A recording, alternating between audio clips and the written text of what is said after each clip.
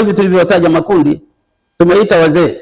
Kija askofu, askofu ni kazi, cheo chake siku hiyo ya mkutano ni mzee.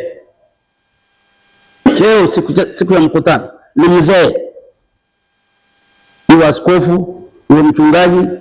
Hatuiti hao, tumekaribisha nadhani hata baadhi ya mawaziri wetu, nadhani na rais mmoja, rais wetu aliyobaki huyu tumemkaribisha. Barua tuliyompelekea tumesema mzee fulani.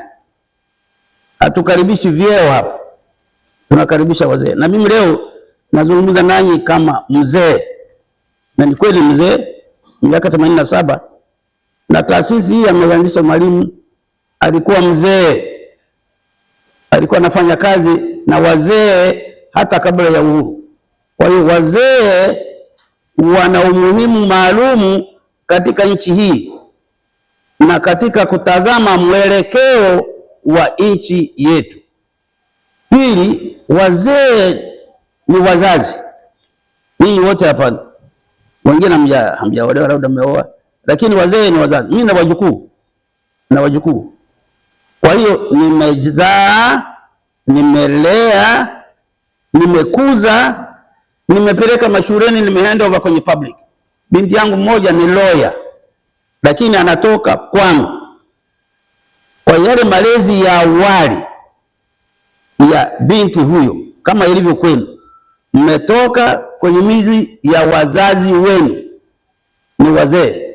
Kwa hiyo tabia zenu, mwenendo yenu na mahusiano yenu kwa kiwango kikubwa kabisa yameelekezwa sio na Rais Samia wala Mwalimu, yameelekezwa na baba zenu na mama zenu na shangazi zenu na wajomba zenu na bibi huko mnapotoka. Sasa tungepata muda ningewaeleza maana yake, ningekwambia wewe niambie ulivyolelewa, ningetoa ushahidi umuhimu wa kurudi utoto. Kwa hiyo ndio maana tunaita hapa wazee, hatuiti hapa vyeo. Tunaita hapa watu waliozaa, wamelea, wamekuza, wamepeleka kwenye public. Kwa nini mmetoka katika, mmekuja kwenye vyombo vyenu mfanye kazi ya nchi ambayo mmekabidhiwa na wazazi wenu. Ndio maana ya emphasis ya wazee, na ndio maana nawaita ninyi wazee. Vyombo vyenu ni wazee. Kwa hiyo sija hapo kwa ripoti hivi mambo ya TBC, ITV ni chombo cha wazee. Alianzisha mengi, alikuwa mzee wa hekima.